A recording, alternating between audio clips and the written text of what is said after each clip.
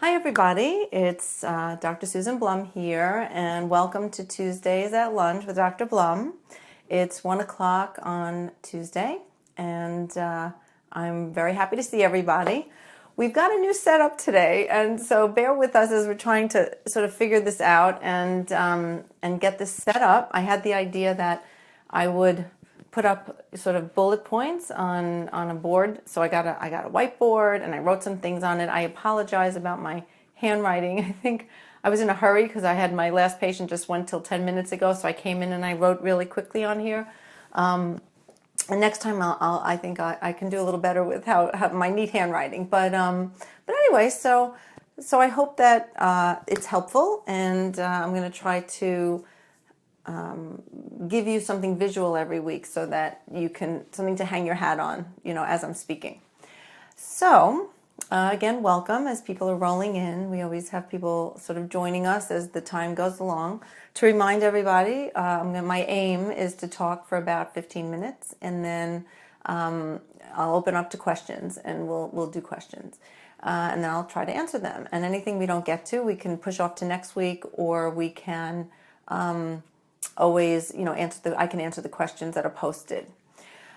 Now that we've run through, actually, if you remember a few weeks ago, we posted a survey to see what topic everybody wanted me to speak to. And now that we've finished the gut, we've gone through a lot of topics already. And now that thought we're going to do thyroid, today's going to be the second part of my thyroid discussion, which started last week. I'm going to post, for next week, I'm going to post another survey, and we can see what topics everybody still wants to do.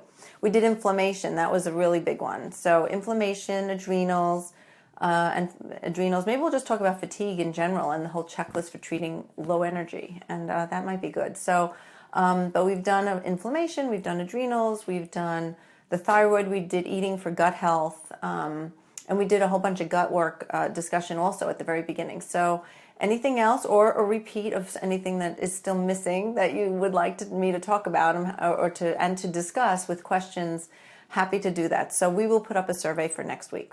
And I will put fatigue on there as one of them because that's a huge issue.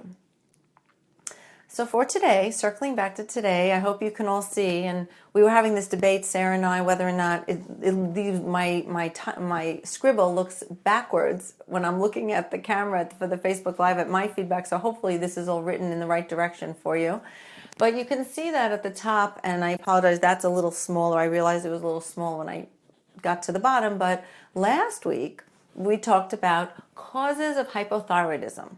All right, so the thyroid discussion spanning 2 weeks last week was about cause, and today we're going to talk about treatment, which I promised you I would, and how to treat a low functioning thyroid and how to address the different causes, which is really how you address treatment, right? You have to figure out what's causing it and then treat the cause, right? The answer is not to take thyroid medicine, which some people need and which you need to do as hormone replacement, while you're figuring out what the cause is of your low functioning thyroid, and the goal is to treat that.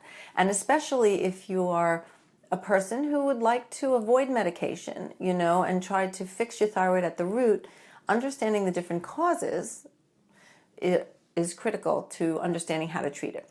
So the causes we talked about last week, just to bullet them for you again, is nutritional deficiencies, toxins, and autoimmune disease like Hashimoto's. All right, so those things we talked about, and you can look at the video from last week to understand more about those topics.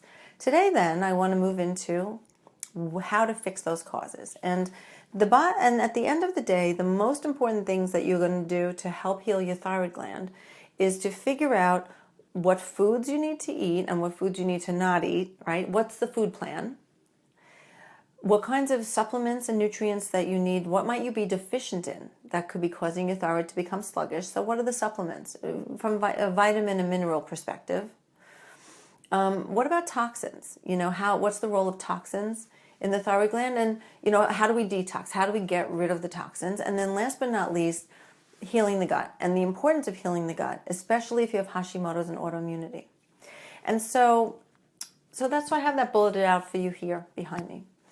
So I want to break it, actually, I'm going to sort of separate into two main categories. And the first, we're going to start with the first two, which is food and nutrient deficiencies, because if we break down the causes of hypothyroidism, there's basically autoimmune disease, which is Hashimoto's, and a damaged thyroid gland from autoimmunity and inflammation, and nutrient deficiencies, and everything that's not. Let's just say it that way. You can have autoimmunity and damage to your thyroid gland, or you can have sort of nutrient deficiencies that's causing your thyroid gland to be sluggish, or other things that are interrupting and impairing its ability to function.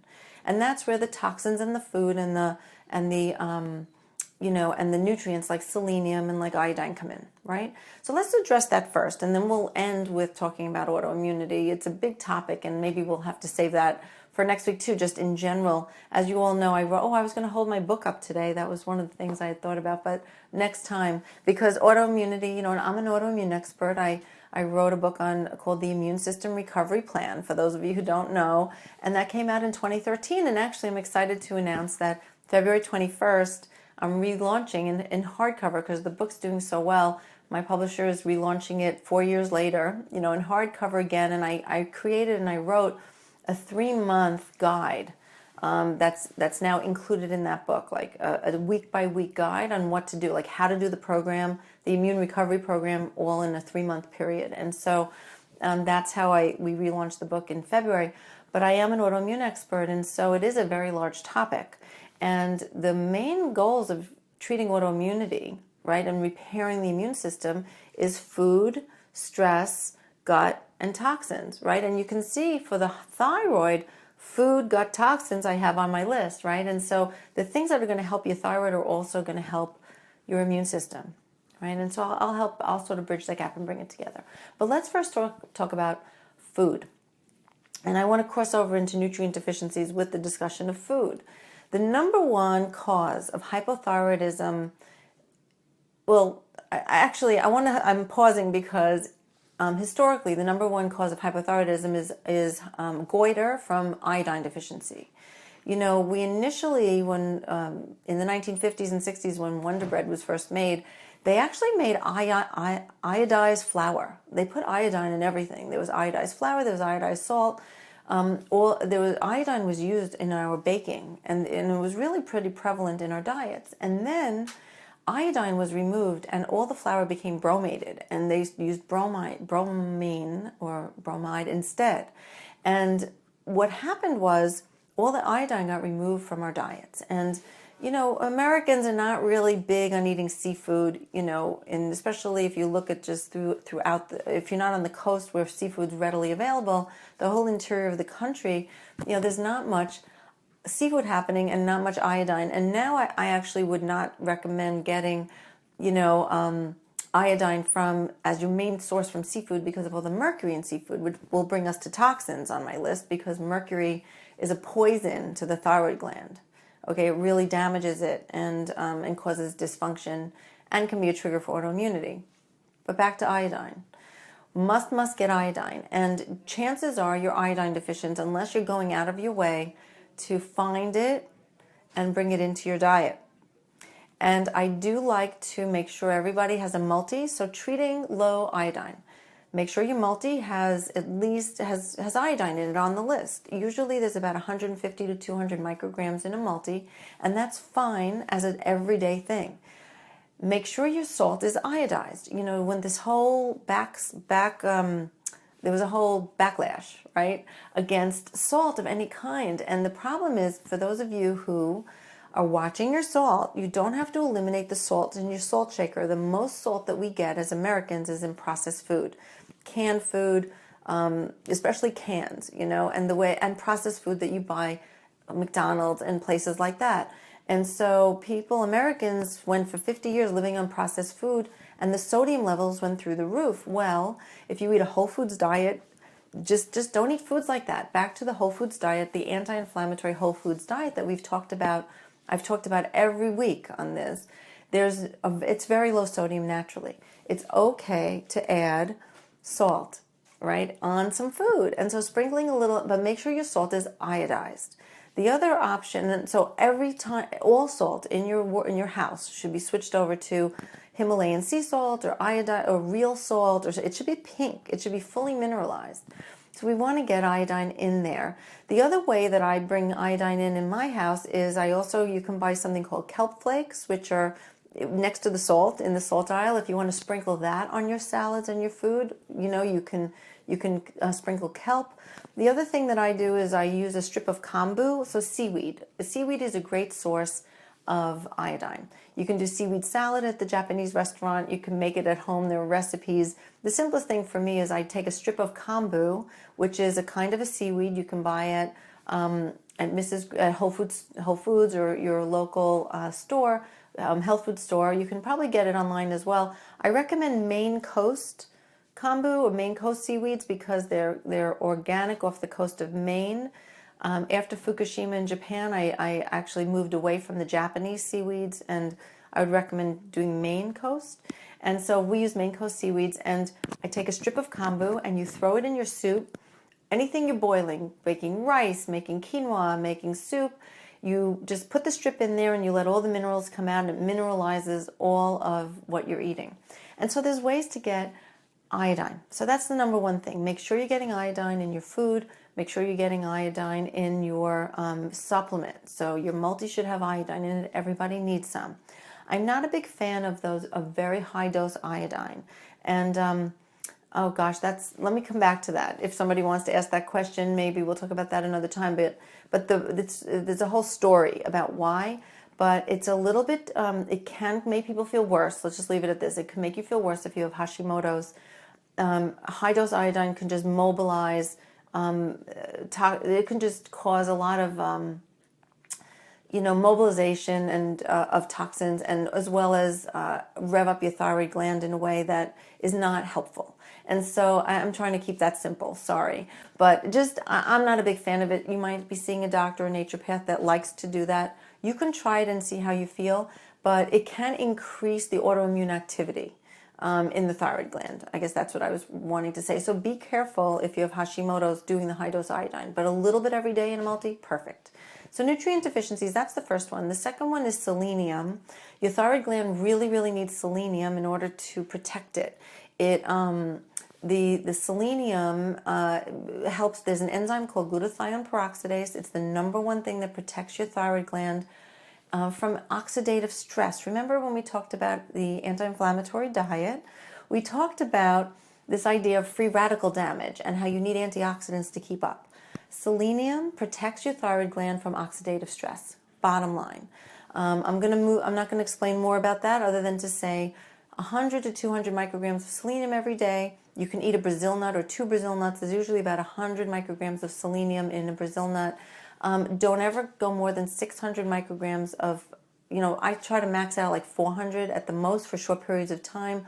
600 or higher is shown to be potentially long-term harmful. So I generally don't recommend higher doses. I think your body does well. Steady, low dose. Selenium should have been in our soil, but the problem is our soil is really depleted. Why are we all selenium deficient? And it's because of our soil. And so we might be buying these beautiful, green leafy vegetables and food from the ground that we pick from the ground, and really yummy vegetables and fruit. But the soil that they're grown in will determine how much minerals there are. 2 minutes left? For 15. Oh gosh. Oh, I'm really behind. I'm really sorry. So nutrients. Iodine and selenium. Let's leave it at that. The other pieces for diet is gluten. And if you have hypothyroidism, you must adopt a gluten-free diet. If you have Hashimoto's, you absolutely need to be gluten-free. There's a big concern about gluten, and not only how it damages the gut, which is the first thing, and indirectly then affects the thyroid because you can't absorb your selenium, right? So you heard that, right? People with celiac disease or gluten-damaged gut, which is people even without celiac, gluten damages the gut, have a problem with absorbing selenium. And so that could then cause your thyroid to lose its protection, which will then cause the thyroid to get damaged from, the third thing on our list is toxins. Toxins like mercury damage the thyroid. So how do you treat that? Right? So far in treatment, to summarize, we talked about iodine, we talked about selenium, and a gluten-free diet. In terms of food, again, it's just general diet. It's an anti-inflammatory diet, which you all know. But the main thing is gluten-free. Gluten also is thought to be a molecular mimic, which triggers autoimmunity in the thyroid gland, which is our number 4, right? Treat autoimmune disease. And part of our treatment for autoimmunity is gluten free, removing gluten.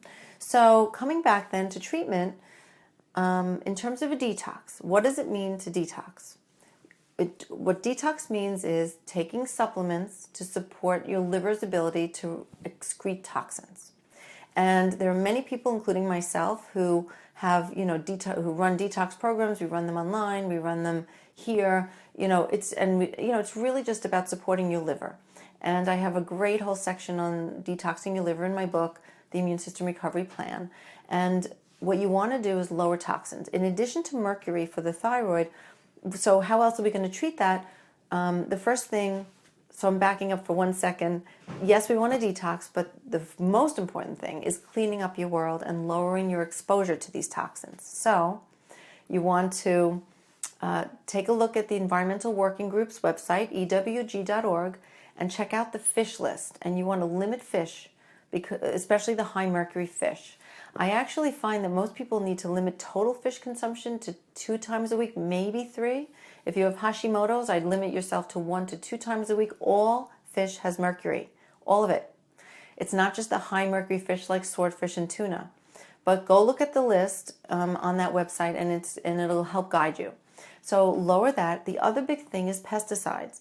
Pesticides have chlorine residues in it, organochlorides. They all have a chloride. And chlorine is just like iodine. It's in the periodic table. It has the same number of electrons in the outer layer. And so all that means is that they're mimics to the iodine. So your thyroid gland actually absorbs pesticides very easily. And so you really want to eat clean. So if your thyroid's not working as well as it should, you really want to eat as clean as you can, which means removing mercury from your diet as much as you can, and eating as little pesticides as you can, which means organic as much as you can. So go on the website again, Environmental Working Group, and you can see there's a Clean 15, which are the cleanest foods that you can actually eat non-organic, and the Dirty Dozen, and everything in between. And so try to choose organic if you can. If you can afford it, do everything organic from fruits and vegetables, everything. If you can't, then just stick with the foods that are the most contaminated. But that's really important. And then, so detoxing and removing toxins, the first step is cleaning up your intake of those toxins. And then the second part of that is supporting your liver with detox, to detox better. And those are things like N-acetylcysteine and milk thistle, and a lot of good protein and amino acids, and a lot of antioxidants. And so we could talk more. Maybe we'll put that on our list. If maybe next week we can either do fatigue, or we can talk about detox and specific nutrients your liver needs. And so I'll sort of push that off to next week. And then, so there's detox. And then number 3 is specifically for Hashimoto's. Specifically, you need to do the food part that we talked about, gluten-free diet, anti-inflammatory diet. You need to make sure you have enough selenium, right? And then you need to make sure that your gut is healthy. And you need to do the toxin piece, make sure toxins are low, do some detox. But healing the gut is really important. And that's where I'm going to wrap things up. I've talked a lot about healing your gut. And healing your gut means treating leaky gut, treating dysbiosis, and making sure your immune system is really healthy. And 70% of your immune system lies in your gut, which is why if you have any autoimmune disease, you must heal it. I have a whole online program and a lot of information on this at blumhealthmd.com.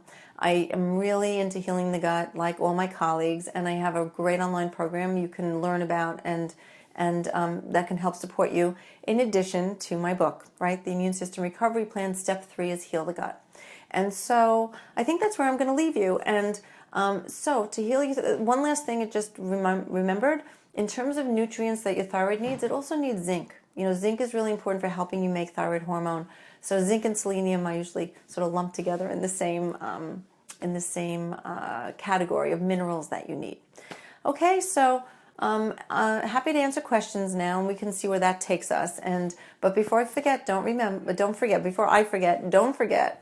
to we'll post a survey again, and we'll see what you all want to do next week. But it sounds to me, or at least from what I'm talking about, it sounds like maybe fatigue, which is a new topic entirely, or we could talk more about detox, or we could talk more about autoimmunity or a specific autoimmune condition.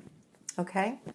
So I'm far from my screen this time. Sarah, can you tell me any questions that you've got going up there? Just have a comment from Jessica. I'm on 100 Synthoid and still tired, weight, and always have a sinus infection.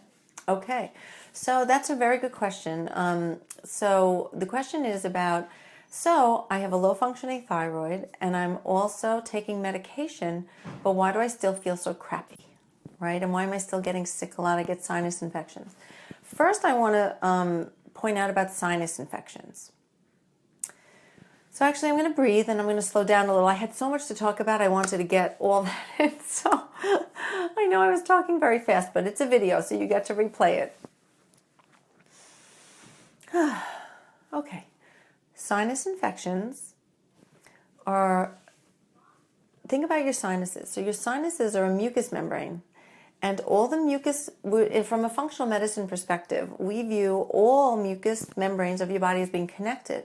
And where do you have mucous membranes? You have your sinuses and you have your gut.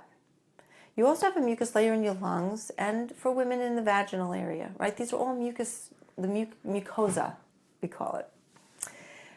When there's chronic sinus infections, my first thought is you need to heal your gut. Because the sinus, it's called sinus gut dysbiosis. There's an imbalance in the flora in your mucosa, and you need to help repair that. And so I would consider doing some sort of a gut reboot, right, to help improve the flora in your gut. You can do that probiotics alone, but most people need to do some sort of herbal gut cleanse program, and you could read more about that on Heal My Gut. Well, they're called my Heal My Gut program, and it's on Blum Health MD, so you can look at that. But I want to come back. That's the first thing I just want to speak to. So chronic sinus infections is a good tip-off that you need gut work. The second, and part of that is because getting viruses as well, is if your immune system's not strong, you're going to get sick a lot. And your gut houses 70% of your immune system, right? So that's another part to that connection. But circling back to this whole idea of treating the thyroid, treating a low-functioning thyroid, and I didn't even put on my list treating it with medication.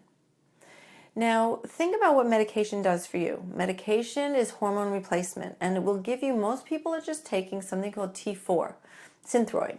Synthroid, and I don't know which one you're taking, but if we'll just assume most conventional doctors, unless you're seeing an integrative doctor or someone who's a little more enlightened, they're giving you just levothyroxine or Synthroid or one of those, which is called T4.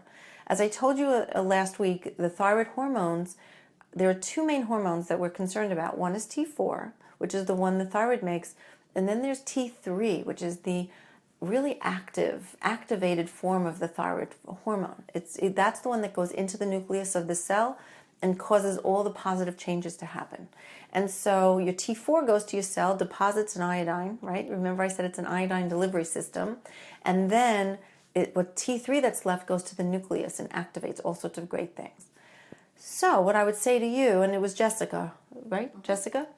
What I'd say to you, Jessica, is that, and this is to everyone else too, if you're going to your doctor and they're just giving you T4, and they're just checking your T4 and your TSH, which, as I told you last week, that's the brain telling the thyroid to work. So that's not really a thyroid hormone. They're only checking your T4 as the thyroid hormone. You're missing out on what's happening with your T3.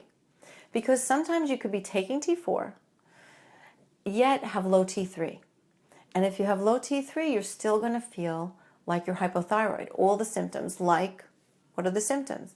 Feeling tired, gaining weight or inability to lose weight, feeling cold a lot, and in more extreme time, as you get worse and the worsening of your thyroid function, you can have your hair falling out.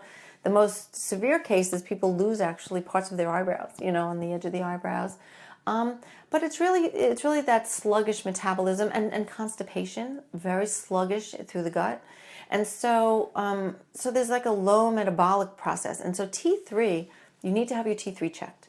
So the first thing I would say to you is ask your doctor to check your free T4 and your free T3 when you go to the doctor. So that's the first thing. Because if your T3 is low, that might be the reason why you're still feeling hypothyroid even though you're taking the medication. The other big reason is stress and stress hormones. And that's why in my book, I do food, stress, gut, and toxins as the four foundations that you need to heal your immune system. And that's for the autoimmune piece, but that's also for your thyroid function. Because if you're stressed and you're making a lot of cortisol, cortisol will block the ability, and I'm going to say this very slowly because it's so important.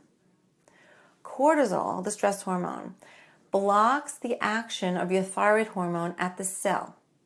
So you might measure your thyroid hormones, your T4 and your T3, and they might look okay. But you have resistance, meaning your cells aren't listening to the thyroid hormone because of the action of cortisol. Cortisol can also interfere with your ability to make T4 and T3. So high cortisol, high stress hormones, you're not going to make enough T3. And in fact, T4 gets diverted to making something called reverse T3, which is like the brakes, right? It's a dead end. So cortisol will drive your T4 to make reverse T3, which is a dead end and does not work at the cell to make anything happen.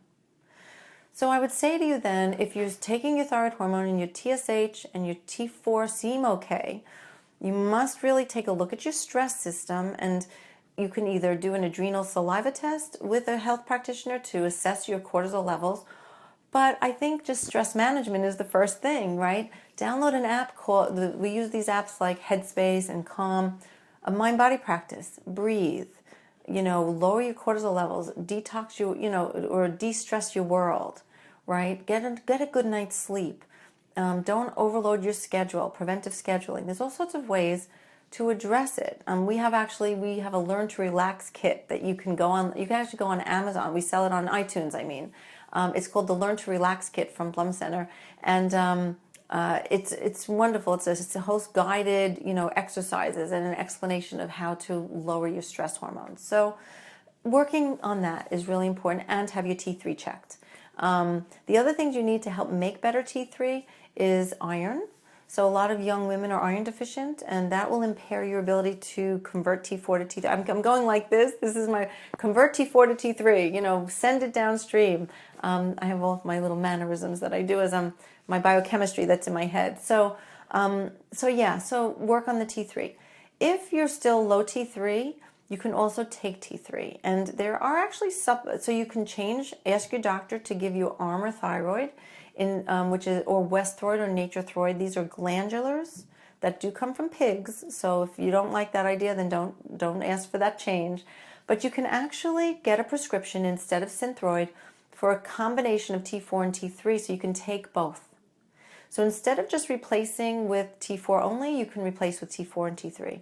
And actually, I do that regularly in my practice. I always evaluate T3, and then I always give T3 either, I work to help improve the T3. And the other thing is inflammation. If you have a lot of inflammation in your body, those are the people that have really low T3. It just converts T4 into the reverse T3. That's another cause of it, is a lot of pain, inflammation.